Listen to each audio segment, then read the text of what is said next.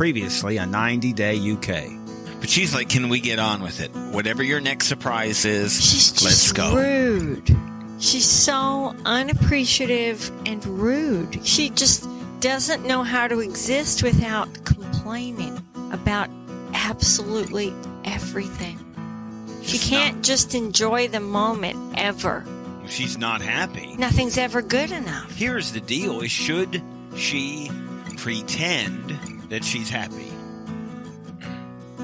No. What she should be is content with something. I'm Kelly. And I'm Steve. And this is Coupled with Chaos. 90 Day UK Season 2, Episode 13, The Tell-All. I was completely and utterly disappointed with this tell-all. I was just mostly disappointed that they just didn't offer any information at all about why Katie and Alejandro aren't there. Because even when couples break up, they normally still show up. Yeah, they're just gone. Like they got a free pass? And no explanation. I don't get that. Completely. It makes you wonder, does it mean something really ugly happened? Well, I think this is the problem, is they leave all this stuff up to us. There's so much in this tell-all that they left up to us, that they introduced to us and didn't clean up. And I felt like because they left out Katie and Alejandro, they oddly decided to fill the time space with inviting people from past season, which was weird. But I thought it would have worked. Right? So let's go back to season 1 and catch up with these people. But couldn't we have picked better people? They just Googled these people, Kelly. We had no real updates. They didn't give us any update of season 1. Nothing more than if you could go to some clickbait. Right. And we're not together. That's about all you got. What couples from 90 Day UK season 1 are together? It's like they went and got a Screen Rant post about who's still together. Yeah, there was no real new information. They didn't give us there. anything. It was just that. I think maybe they thought that Richard would be more entertaining. He is entertaining. He is an entertaining person. Completely 100% entertaining. I think he could have been more of a part of the show, and I think we would have been happy. I don't know. I'm not a big criticizer of hosts. It's not an easy task, right? Well, I will say that some things about her I liked. She's funny. She was funny, but then sometimes she would say something really inappropriate, and I'd go, I'm all right with that. Why did they say that? Well, you're trying to interject. I think she's a comedian. She said something about blowing somebody or something, and I was like, what did she just say? It looked like she wanted a piece of Christian is what she wanted. If there's a problem, I think she was actually flirting. She was flirting, yes. And I think if this was Bryn and Real Housewives of New York, this would have been a problem. You can't flirt. You can't flirt with somebody's husband. Right. I did notice that. Yeah. I think. Or can you? This is okay? I don't think so. We need to get out more, I think is what needs to happen. But I was just unimpressed with how they did this. The update of season 1, where I thought this is a great idea. Let's go ahead and revisit this. But it was really nothing. I mean, we didn't get into Richard dating other people. No, it wasn't really anything new. No, nothing of substance. I think we got some stuff from Emma, right? But ultimately, the Katie and Alejandro thing was so disappointing. Yes. They played the Instagram post that we saw ages ago. This was it. This is how they handled it. So it wasn't even like something more recent. Yeah. And she has more recent stuff, but really the recent stuff is probably just her in tears. So they did all this. They did a lot of stuff that I went, what happened, right? Well, I mean, like they said, the hostess said that Katie and Alejandro were the special couple they're the ones of 2 seasons. Right. And so for them to just drop them like that with no explanation, no updated information, and not even there just to say hello on video. We can address it. It's weird. Obviously, if you handled it and you looked at this from a personal standpoint, right? And we're not. We get Katie and Alejandro are private. They can be private sure, people. But aren't they under contract to tell all? No, I think probably not. You don't think the tell-all is included? No, I don't. I know it's an extra payment to participate, yes. but since they're under the NDA not to disclose information till after the tell-all, you would think that it's their information to give the network, but no. Well, it's still with the production company, and so I think there's a deal for the show, and then what happens, just from what I know, the tell-alls are like separate, completely separate things, separate negotiated contracts, stuff like that. Bravo does it so they package it in with your contract, and right. So that's what I mean. It's not done like that here. So I think it's an extra. I mean, I think this is their first crack at it, so it was all right. Yeah, because they didn't do one last year. Very disappointing. I mean, it's really the reason I was looking forward to the tell-all, to be honest. Yeah, and what I wanted to see was this text that was the problem of the show. Yeah. What caused the angst was this text. Yeah, where's the binder? From Real Housewives. It's the receipts. Yeah. Where's the receipts? Show us the text or leave this alone. Yeah. I don't want to know about it, but you're going to insinuate, was Shane out of line or was Estelle out of line? Probably both. I am hanging my hat on Estelle. I'm saying there was something in this that was an issue. It was enough of an issue for... Shane came in already PO'd. Shane came in ready hot. to fight. Yeah, I think that she mentioned it every time somebody asked her a question. Instead of answering the question, she came back to being mad about this. Yeah, and this comes back to mercy, right?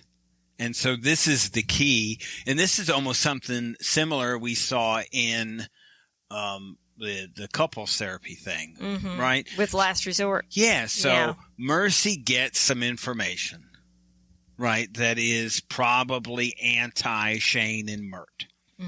And so Mercy could do a number of things with it. It's her information, probably from a cell.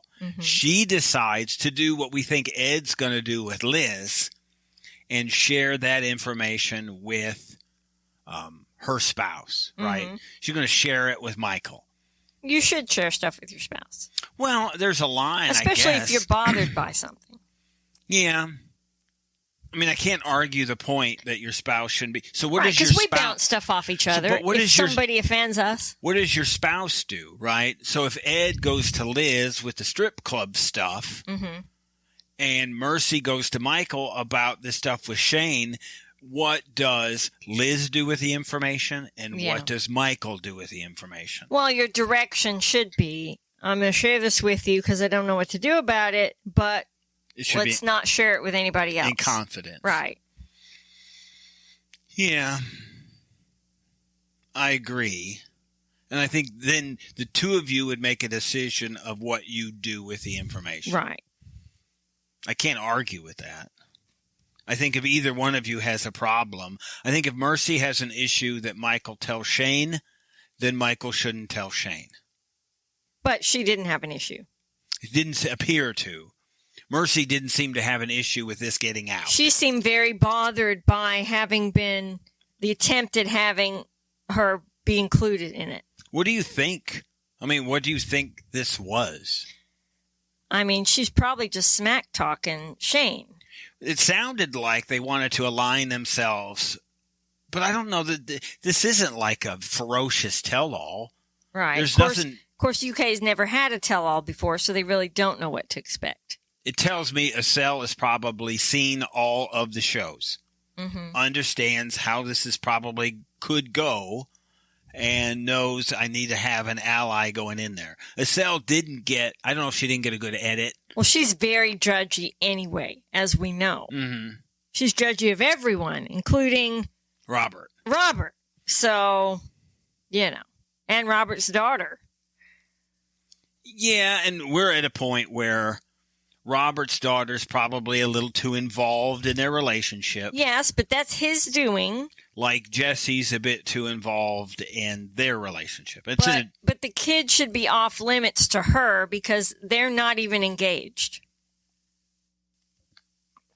Yeah, that's true. That's still out there. Right. And he shouldn't be allowing her to smack talk his daughter. It was... Because that will injure his relationship with his daughter. It isn't the preview clip to this show, but one of the 3 shows that I did the pre-edit for today, it is the clip. It's probably Sister Wives, where you last week got on Christine for having that conversation. In front of the kids. In front of the kids. Yeah. And you then brought Dr. Phil in. Yep. And do you remember what you said about... Yes, don't involve children in adult problems. Mm-hmm. You actually, and Dr. Phil calls that abuse. Yes. So that is emotional abuse. As we roll through the couples, I think we probably just go with where we think they are and where we think they're going. Shane and Mert as a couple, where do you see them? I think their relationship will be fiery because they're both fiery people, but I think equally fiery. And therefore, they will balance each other out. They'll keep each other in check. But their fights will be fierce. It will be fierce. Fiery for sure, like a fireball. And Mert took some heat from... everybody. Yeah. Completely. But I was not impressed. I liked Shane before. I was not impressed with Shane at the tell-all. So it makes... Very ugly, aggressive behavior. It's what makes me think something... in this text was really bad. Was real. Mm-hmm. Right? I get Shane's probably been through a lot of judgment. Yes. And harassment even. Maybe coming in, right, in a public situation, coming in, dukes up. Uh-huh. Like I'm ready to battle. And probably didn't need anything to make things more aggressive. Mm-hmm. So whatever was in this text, it makes me think it was real. Mm-hmm. Because this is not something we'd seen. We'd seen these aggressive situations between Shane and Mert, and we watched Shane handle them relatively calmly, right? With grace. Yeah, as much as possible. The whole wedding thing and Mert and the mom, where I think a lot of us would have exploded. She was assertive, but not out of control. Right. Shane got up and left. Yeah. And what was aggressive. So it makes me think something from a cell was aggressive. Or even the fact that you're lining people up. Right. She said it was kind of, bitchy. Yes, I think that's exactly what she said. So, I don't know. We think they hang out and stay together. It's completely doable.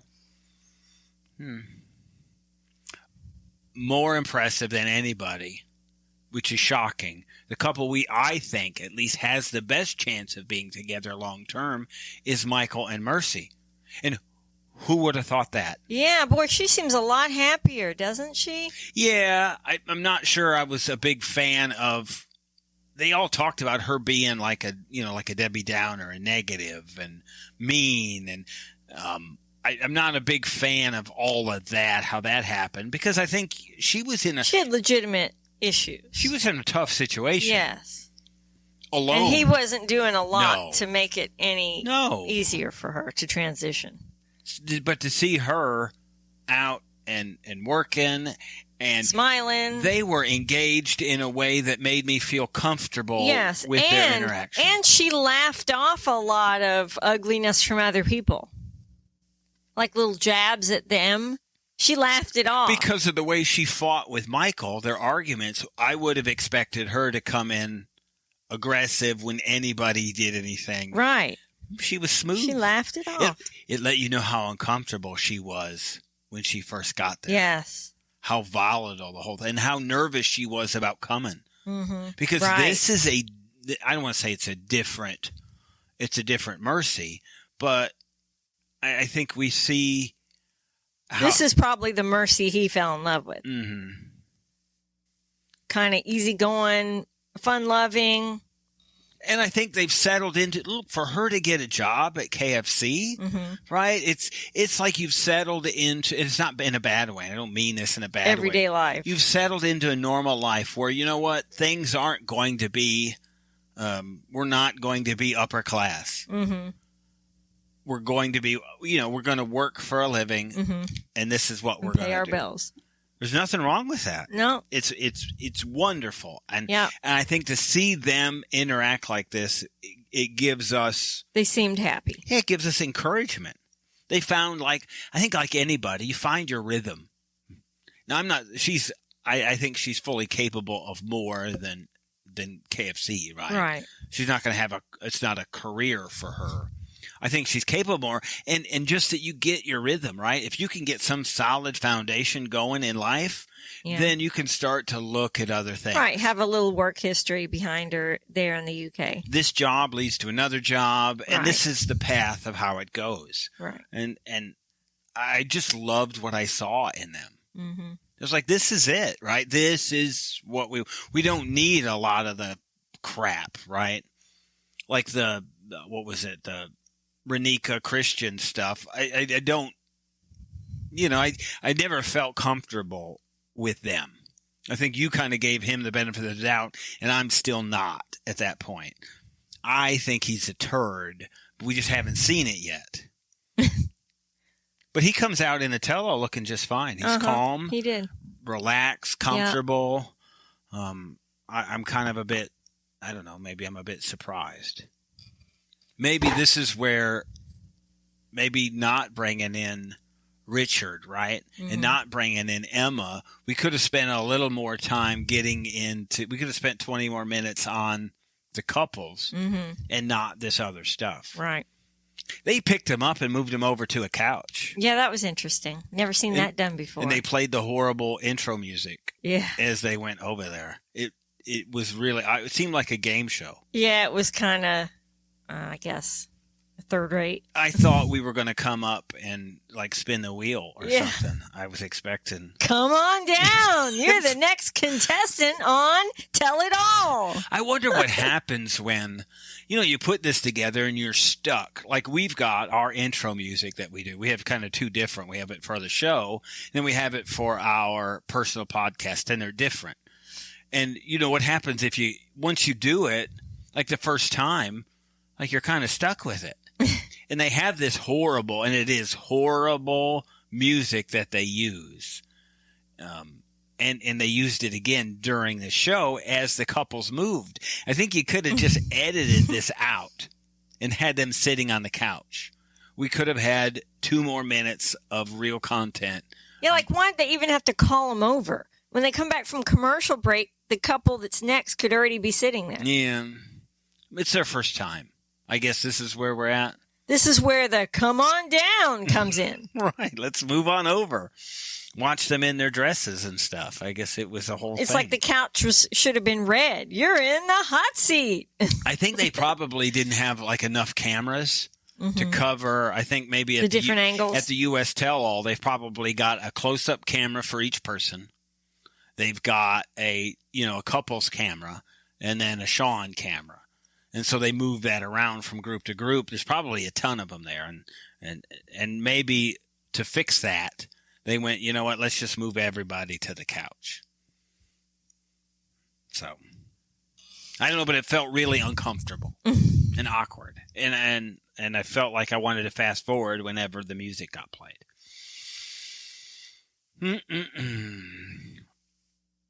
Rebecca, she was, I don't know, she was very unlikable.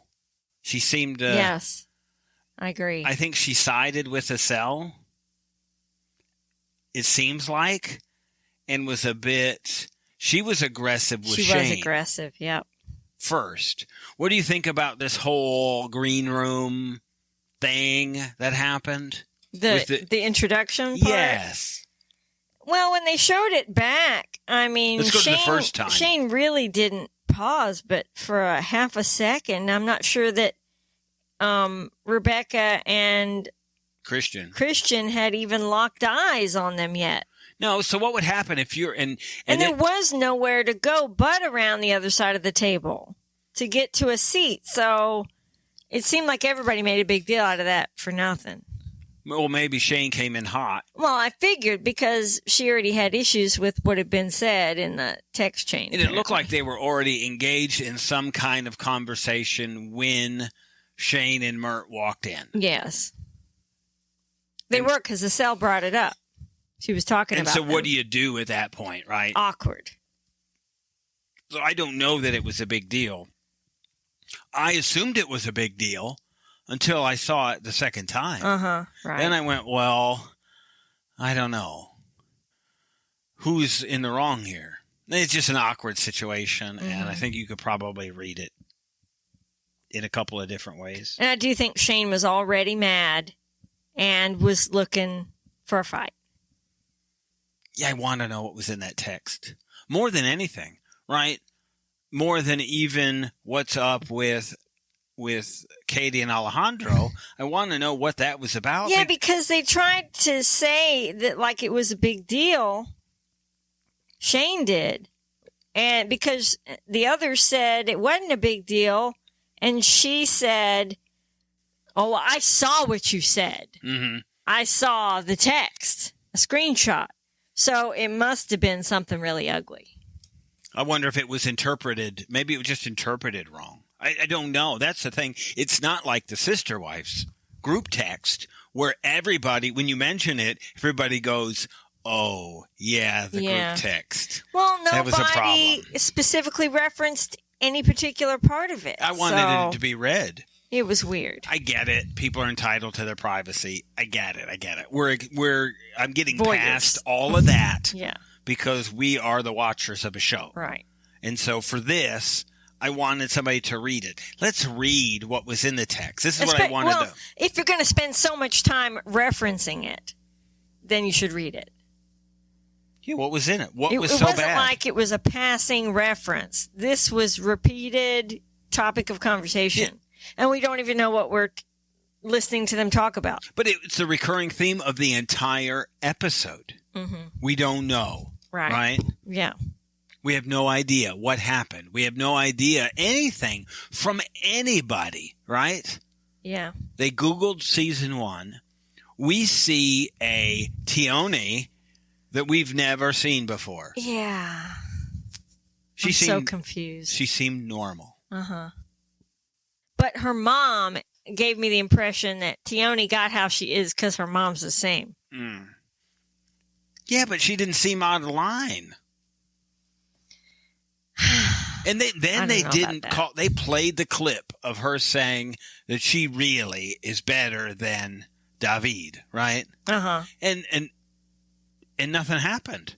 They went back and forth about she said kind of it's not all what you see, and the host went, well, we saw it, and then it died because I think you needed to call her out on what she said. Yeah.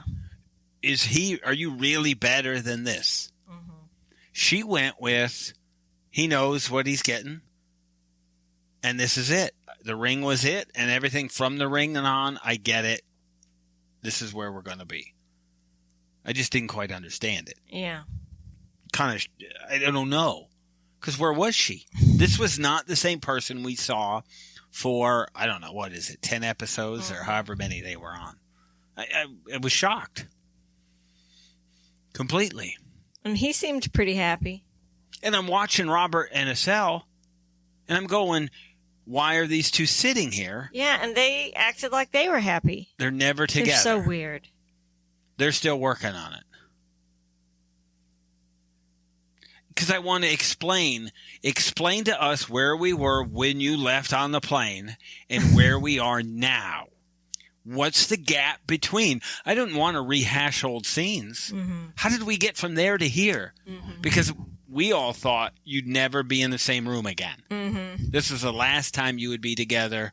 What's going on? We don't get that. Mm-hmm. They didn't explain anything.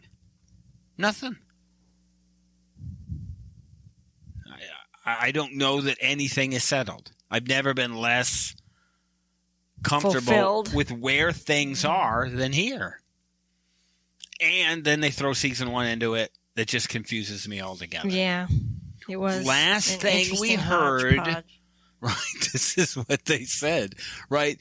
Last thing we heard, this couple is still together. Right. Like what? Well, we heard that too. What else you got? Last thing we heard. You know what I want you to do? I want you to find out. Drive over to their house. Knock on the door. Hey. Who answers? Do what Karen did with her son. Show up. Just show up and knock on the door. Hey, who's here? They didn't even do that. No. It wasn't like a camera crew or nothing. I think I was surprised when it was over. Like, this is the end. Like, where's the second part? Yeah, there isn't one. There isn't a second part. I'm in shock. I don't know. Luis and Jose, Lou had the baby. Yeah, it was kind of disappointing that they weren't there, but she obviously just had the baby. I think they would have been fun to have there. Oh, Jose would have been great to be. That's what I mean. He'd have been so entertaining. It would have been the highlight of the tell-all, especially because it was so light. So you move the tell. I think it was that important that you move the tell-all to whatever city they're in. Yeah. Let's go. We need Jose for this because I think it would be so much more fun. It would be fun. With Jose in the room. It really would. How can we make this happen? I found it interesting that Jesse was all smiles at the beginning, but by the end had that same, I can't believe I'm in the same room with this guy look on his face. Yeah, I don't want to hear anything. You're an adult kid. So for me, I mean, what would be your attitude if you were in this situation and your adult child was giving you the crap about this? Oh, yeah. Well, we're past that. Yeah, you got to go. Right? This is not your home. Right. I mean, they're married and they have a child. So yeah, you got to. This is life.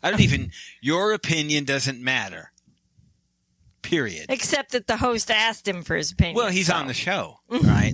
Right. So he's the sane one of the group. Mm-hmm. Let's go. He's still living at home. Right. There's only I mean, he's not that old, right? I guess. Right. And it's not necessary for him to be there now because Jose is there. No, he's only. Before it was, I got to help mom because she's going to have this baby by herself. Yeah. But Jose's there and he's not working. So he's there all the time. Jesse isn't needed. And actually Jose might step up more if Jesse wasn't there taking care of his mom. It's possible. You know what I mean? Yep. We will be looking forward to season 3 when it comes out. We will be watching for it, no doubt about it. Nothing really tragic about this season. Happened quickly. Breezed through it. We wish they'd probably have more detail, but I like that we still had real relationships here. Yes. I think it was better than last season because because we didn't have like the Sam and we didn't have. Oh yeah. Yeah, we didn't have that. The fake ones. And I would have thought like Emma was fake, right? But she's still married with him, so or whatever. I'm not sure what they are. That was so crazy when he was on the phone during their wedding. Yes. I don't know how you get past that. No, I don't know either. So we will be watching. Fun season. What do we have next? Sister Wives coming up next. Subscription only Sister Wives. And then the other way. Thank you for listening. You can listen to additional episodes by subscribing to our Coupled with Chaos channel on Apple. By subscribing to our Patreon. Or by subscribing to our Supercast. For $3.99 a month. Where you can hear us talk about reality shows, real life, and more on our podcasts. Covering shows airing on TLC, A&E, Bravo, and the WE Network. Just follow the instructions in the show notes. Tell your friends about this podcast. And rate and review us on your favorite podcast player. Follow us at Coupled with Chaos on all the socials. Or contact us directly by email at coupledwithchaos@gmail.com.